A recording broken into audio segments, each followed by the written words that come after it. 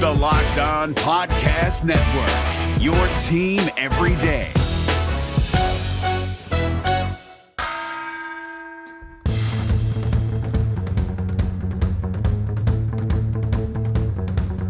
You are Locked On Pelicans, your daily New Orleans Pelicans podcast. Part of the Locked On Podcast Network, your team every day.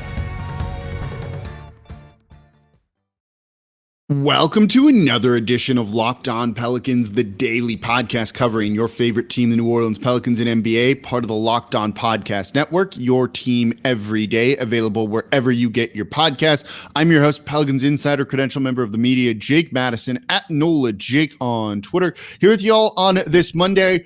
Big week, draft week, which means the rumors are flying around what the Pelicans might do with the 10th pick. So as much as we might look at prospects this week, we've got to look at the larger picture around the team and what's happening, what might go down. But before we get to all of that, don't forget we have the live show coming up this Thursday, the Locked On NBA Live Draft Show with NBA Draft guru Chad Ford, Locked On NBA Draft host Rafael Barlow, and Locked On NBA host John Corrales. They're going to be live this year covering the NBA Draft. It's the Locked On NBA Draft 2021, brought to you by Built Bar. Get local expert analysis on each pick. I'll be there whenever the Pelicans make a trade or make a selection. Follow the Locked On NBA YouTube page today and watch our live coverage beginning on July 29th at 6 p.m. Central. So there's a lot flying. We've seen just like a barrage of Pels news and things like that over the past 48 hours or so. And this is all, in anticipation, of course, to Willie Green and his unveiling tomorrow. So that's going to be on the Wednesday show, breaking down his press conference. But it's going to be a crazy week. If you're on Twitter, you're probably caught up with everything because it's kind of all flying. I'm a little overwhelmed by it at times and trying to make sense of what's going on. And that's kind of what we're going to do in today's show. So we're going to look at, first, coming from Jake Fisher, a Bleacher Report, the idea that the Pelicans are maybe looking to package Eric Bledsoe in the 10th pick for the Grizzlies' 17th selection. Why are they trying to use an asset to dump Eric Bledsoe? What's this mean overall? How would some of this potentially work? Then we're going to go into, okay, that's got to be setting something else, right? What might those other things be? We'll break that down in the second segment. And then in the third segment, our good friend who's been linked to the Pelicans probably every single year for what feels like his whole NBA career, Myles Turner of the Indiana Pacers. I've got some stuff on you, some stuff for you on him. So we'll get into all of that and probably other stuff too in today's edition of Locked On Pelicans. So let's start with Eric Bledsoe and the 10th pick for the Grizzlies' 17th overall selection. So first and foremost, the Grizz want to move up. They also would like to potentially get back into the first round in the 20s or so, maybe mid-teens, late teens, and get back in and grab two guys from this draft. I think they like the depth here. They're a team that's got their main guy in John Morant. They have a couple of the other pieces they need. They just want to add depth to that team as they have been in the playoffs the past couple of years, want to continue to do that. Depth. We've seen, as we've broken down, the Bucks, the Suns, the Hawks, all of that depth is really, really important in today's NBA. And I think the Memphis Grizzlies see a lot of solid role players, depth pieces in the first round. So they'd like to get back into the first round, I think, and try and get a guy. They also want to move up. And they have pieces and things that make it appealing. They're not going to do a ton to remake their roster, meaning they can absorb a bad contract if it fits. And this is a team that actually can take on Eric Bledsoe outright. There's a couple of different ways this trade could work. So from the Pels side, it's going to be Eric Bledsoe and 10, let's say. On the Grizzlies side, the 17th overall selection is absolutely going to be included in this one too. But then it can be done a number of different ways. They first and foremost need to renounce the cap hold or the team option for Justice Winslow. It hasn't really worked out. He's had injuries kind of derail his NBA career. He's owed $12 or $13 million next year. They declined that. They have about $20 million in cap space or so, meaning they can just absorb Eric Bledsoe outright. Maybe they also want to get off one of their smaller, kind of worse contracts, maybe a Grayson Allen. Shooting, kind of toughness, if you want to call it that, grit, dirtiness, however you kind of want to describe it with him. It's a guy that they could conceivably get on the cheap. And this is a guy that for his career in the NBA in 3 seasons is shooting 38%. He shot 39% last season on 5.5 attempts per game. Comes off the bench, he can start. As much as I don't like the dude, and that's just, kind of true here, it makes some sense, right? There's also Tyus Jones, their backup point guard, a guy that was drafted by David Griffin, maybe a guy that he's still high on. He's kind of been a bit of a journeyman sort of in his NBA career, never really done a whole lot, but it's backup depth. You could take his salary on in this trade too. But it all centers around them basically declining the team option for Justice Winslow, allowing them to potentially absorb Eric Bledsoe outright. So on the surface of this, I don't love it, right? You don't want to dump an asset for Eric Bledsoe and move back 7 picks. Basically what it means is you're moving back 7 picks in the draft to dump Eric Bledsoe. Given that you just traded for him, you used assets to kind of bring him in a sense, in the Drew Holiday trade, it doesn't make you feel good about that.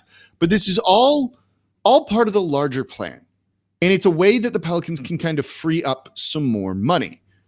And they can get a good bit. Functionally, they can get up to, if they do this without bringing anyone back, right around $36 million in cap space by dumping Eric Bledsoe's contract next season, which is over $18 million. By dropping from 10 to 17, so sliding back 10 picks in the draft, they clear up another $1.3 million. The way the NBA draft works is those guys are kind of slotted in on a scale, and you can give them up to 120% of that scale, and that's kind of what they use as the cap hold to basically say, hey, you're going to need to pay this guy some money. We're out of your salary cap. We're going to take this amount. The difference between the 10th and the 17th pick is $1.3 million, so it frees up some space there. And since we've talked about how there's a lot of similarities, say, from guys pick 10 to 20, somewhere in that range, maybe you still get your guy. Corey Kispert easily might be there at 17. Or you get a guy like Chris Duarte out of Florida, another functional shooter that can step in and immediately hit some shots. If you can still get your guy while saving some money, you know what? That's kind of a win-win for New Orleans. They ship out Eric Bledsoe and they save money on the draft pick while still getting a person they want.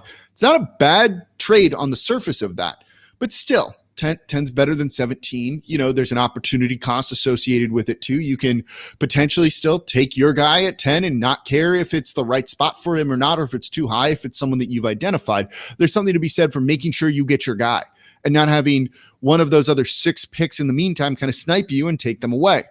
So there's some risk in this, but I don't think the Pelicans are doing this with someone in mind. They're doing this to clear that cap space and have more flexibility going forward.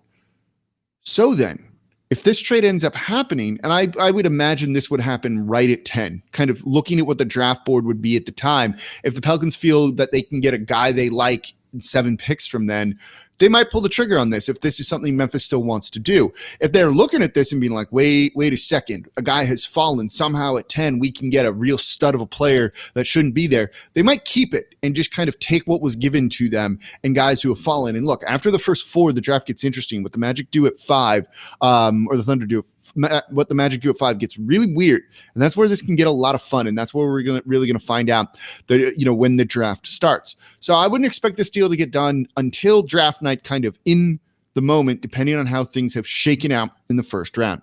So say they clear up to $36 million in cap space. What then?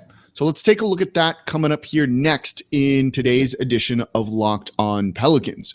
But before we do that, today's episode is brought to you by Built Bar. You got all the options with Built Bar, the best tasting protein bar out there. And did you know that Built Bar has so many delicious flavors? There's something for everyone. And when you talk to a Built Bar fan, they know which ones they like the best. I love the mint brownie. I love all of the special flavors, the limited time flavors. They send me text alerts about them. I go to built.com and I buy these things. I love the Churro Puff Bar. Please, please, please buy the coconut brownie chunk whenever that thing is out there. It's like basically just like a brownie. It's what it tastes like, except it's good and it's healthy for you. But they got coconut, raspberry, mint brownie, double chocolate, salted caramel, strawberry, orange, cookies and cream, and German chocolate cake. And the macros on these things are great. 17 to 18 grams of protein, calories between 130 and 180, only 4 to 5 grams of sugar, and only 4 to 5 grams net carbs. They're all delicious. They're all tasty. And if you want to give them a try, go to built.com, use promo code LOCKED15, and you're going to get 15% off your next order. That is promo code LOCKED15 for 15% off over at built.com. Okay, so we're talking about how the Pelicans here are looking to make some trades to clear some cap space. This is one move leads to another. Now, you don't do this if you're David Griffin just to get salary off the books, give yourself, cap space for no reason. You're not going to use that cap space then to take on bad contracts and get other assets. So you're using that cap space for a purpose. You're not doing it just to be cheap, right? And save ownership some money too. That'd look bad for Zion. So if you're doing this, you got something or someone in mind, right? That's the way this kind of reads to me. If a deal gets done, he's clearly tampered before. Like there's no denying this. They came to an agreement within seconds with JJ Redick in his first year here. It was like one of the first deals announced at the start of free agency. It's not like they just got together, hammered that deal out. I don't really care about tampering in terms of that sense. I don't think it's a big deal. So he might already kind of have the wheels moving on something if you're David Griffin, and that's good. The Pelicans need to add something to try and get back into the playoffs. $36 million could get you in the running for Kyle Lowry. That's what, could be what they're angling for. And you heard Woj talk about this, saying 25 to 30 million a year for Kyle Lowry. It's going to be expensive to get him in free agency or a sign-in trade. And he's got a big market and a lot of suitors out there potentially. Maybe the Heat have dried up, maybe the Sixers have dried up, but there's still maybe other teams where maybe those teams still want to kind of get in on the Kyle Lowry sweepstakes. So you're going to need to overpay to get him. Now you can do that with that $36 million. That also means you're not bringing Lonzo Ball back. That also means you're not bringing Josh Hart back. You've got to be comfortable with that. You're also going to be then very, very limited with your options in free agency outside of that one big move. You can re-sign your own guys. Billy Hernangomez can come back. But after that, you're not really going to have money to spend to add another role player or something like that. So you're looking at coming away from a situation like this with Kyle Lowry and whoever you take at 17 being your two big additions this offseason. That enough to get you in the playoffs? Maybe, maybe not. There's other players, though, that you could do it. Say you bring money back in the Eric Bledsoe trade. Grayson Allen. So you have 17, Grayson Allen, and you still conceivably have somewhere between, depending on the player you bring back, $18 to $26 million, somewhere in that range. There's a lot of players that fit that. You can go get them in a trade because it just straight up absorbed them. Their contract, if it's in that range, you don't need to send out a pick or anything like that. Malcolm Brogdon kind of fits in that. You have a couple of other players that could fit in that too. Buddy Hield would fit in that, where you can trade a second-round pick just to absorb him into cap space, or first-round pick, whatever it might be. It also then gives you flexibility to bring back potentially Lonzo Ball if that's the case as well. Or you can make this move, dump Eric Bledsoe, free up $18 million there, keep the cap hold for a guy like Lonzo Ball and have just $18 million to spend. So this opens up so many doors and options for New Orleans for what they might want to do and the different directions that they want to go. But you only do this if you really think there's someone you can go out there and get. Plus, then you still have a ton of picks to try and make moves at the deadline and go after guys, during the season to try and retool your roster and maybe trade one or two pieces plus some other picks that are already here for other guys. And so it gives the Pelicans a whole lot more flexibility, but I just don't think you do this without having someone kind of lined up or a couple of options lined up, and any of those you'd be happy with. Otherwise, it's just being flexible to be flexible. Cap space doesn't win you by itself games. Cap space doesn't get you into the playoffs. It's nice to have, certainly, but you've got to do something with it. And that's what it seems like the Pelicans are potentially looking to do. But you could conceivably say, move Eric Bledsoe, add 17, let's say it's Chris Duarte, right? Shooter, guard that adds some depth, can play a little bit on the wing too, looks pretty good. I think he's going to be a good NBA shooter. You add him, you add a guy like Malcolm Brogdon, and you bring a guy like Lonzo Ball back. Your team looks a little bit better then, I think. And you still have some flexibility going into the offseason to maybe add a piece through one of the MLEs, one of the mid-level exceptions. And then you also have the ability to tweak things more during the regular season leading up to the NBA trade deadline. So if you start to see moves happen like this, though, and more rumors about trades like this, it means it's going to be a really busy offseason here in New Orleans. Good for probably you as a fan if you want to follow along with it. Listens for the podcast too, of course. But it means that they're really serious about trying to contend in doing something and remaking this roster rather than hoping for improvement from these guys and trying to run it back somewhat in not really changing anything, because I do think that would be a bit of a disaster for New Orleans if that's the direction that they, tried to look at and tried to go. So another name that we heard rumored and linked to New Orleans is a guy who makes exactly $18 million the next 2 years. And that's Myles Turner, center from the Indiana Pacers. Let's talk about that one, because I got a couple of things, at least one thing that I do want to share with you all when it comes to him. So that's going to be coming up here next on Locked On Pelicans. But before we get to that, today's episode is brought to you by BetOnline.ag. BetOnline, the fastest and easiest way to bet on all of your sports action.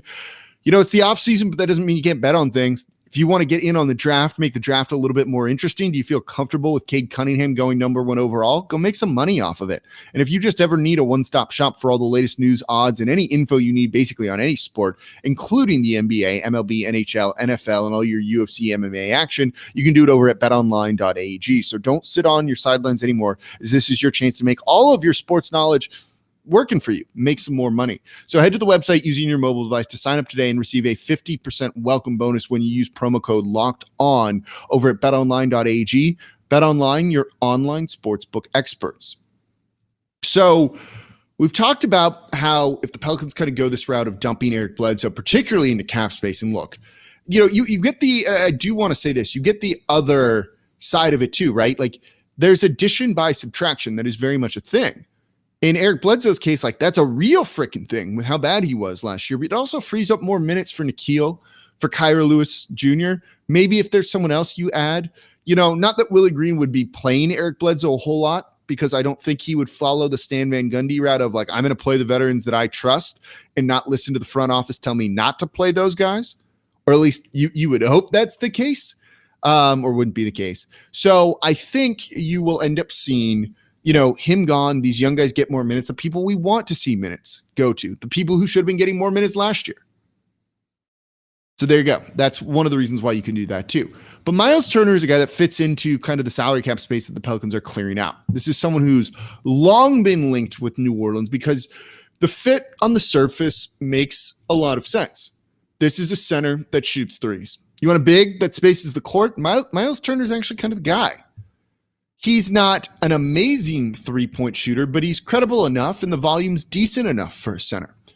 He's also young. He kind of fits the timeline somewhat. He's 25. He'll be 26 at some point next season. He's been in the league for 6 years now. This will be his 7th year coming up. That kind of fits perfectly for what New Orleans is looking to do. And also, if you're Indiana, you probably want to dump him. Him and Sabonis don't really work together. And you've already heard Rick Carlisle talk about staggering their minutes. It's not ideal when you're paying a dude $18 million to do it. His numbers on the surface aren't always spectacular. Last season, he averaged in all starts in 47 games. He was hurt, kind of ended his season early. 12.6 points per game, 6.5 rebounds. He shot from three, 34%, 33.5%. He's a career 35% shooter from three. So it's not good. It's not bad. He's done it in the past 2 years on 4+ attempts per game, 4 and then 4.4. And then last year, he was probably the early front runner through the first month of the season or so for Defensive Player of the Year. He was blocking shots left and right. 3.4 per game last season. He averages for his career 2.2. Those blocks can be a good thing. They can also not really matter that much if you're just swatting the ball out of bounds, which kind of tends to be how he blocks it. He's not, an elite rebounder. That's been a bit of a problem at times for New Orleans. So it makes me nervous. When you look at his three-point shooting, he's got 1 year above 36%. That was a couple of years ago in 2018, 2019, where he shot 38.8%. He hasn't really come close to that since then. And so I don't particularly love him, but look, it's a big that spaces the court. Like, if you want that makes some sense. You'd also then probably look to try and move Steven Adams if that was the case. I would imagine there's maybe some takers. I don't really know when it comes to him. And I don't think there's going to be much of a trade market or teams really lining up to take him and give the Pelicans assets, but you could dump another asset to move on from Steven Adams too. You bring in Myles Turner. You're starting front court as Myles Turner and Zion Williamson. You've got Brandon Ingram there. You have, let's say, Lonzo Ball in the backcourt, and then, mystery guard X, and that could be your team. Is that a playoff team, though? Not, in theory, maybe, but it's going to depend, I guess, on Willie Green and some other things, too. So some things to consider there. So here's what I wanted to drop for you all when it comes to Myles Turner. I can tell you, straight up fact that David Griffin likes him. David Griffin definitely seems to have a thing for some centers, right? Definitely likes Myles Turner. Does he like him enough to pay him $18 million per year? That I'm not sure, but he definitely really likes, and has liked Myles Turner. So it's a name that I don't think, while in the past it wasn't really a team that the player that the Pels were really interested in, even if the fit made sense next to Anthony Davis. I don't think that was true in the past. They were really looking to do it. I think that's probably the Pacers leaking things to try and drum up some interest in him. This time, I actually think there is some mutual interest there between the Indiana Pacers wanting to send him here and David Griffin having interest. How much? Not the most. I wouldn't say it's like, oh, he covets this guy and has to have him. But you clearly see he has people in mind that he likes and wants to try and bring into the team. Steven Adams being one of them. That wasn't a disaster, but didn't quite work out. Maybe does he try to get him with Myles Turner? I'm not sure. I don't know if you want to keep spending more and more assets to bring in centers. We'll see. But it's a guy he likes, so I wouldn't rule this out, and I wouldn't just kind of wave this away as, smoke, because I do think, I can tell you, there's some fire to that entirely. So there we go. It's a lot of rumors out there. You can start to see what the Pelicans are trying to do. As we get a little bit closer to free agency, which is like also right around the corner from the draft, we'll talk more targets, things like that. If they end up making a move like this, we can look at some targets too. We can also just talk about those in general if we need to fill some time here on the show. Because look, there's shooters out there. Duncan Robinson is a name that comes to mind that they could look to try and bring in of the Miami Heat. A couple of other players too could really work if you wanted to help the Utah Jazz, because they look like they maybe want to retool and get out of some of the money they have. They've got Bogdanovich there. That would make some sense. Maybe Joe Ingles too could potentially be on the move. All of those guys would really fit, I think, with the New Orleans Pelicans. So we're going to see where they go, but it's going to be very much so a very busy week here. We'll have it covered. Hopefully have a guest on or two. Potentially depends on timing of things. Talk a little bit more about the draft. Don't forget the live show. And don't forget, we have the ultimate mock draft that ran last week. So give it a listen where we all made our picks, kind of did a simulated mock draft with trades and everything.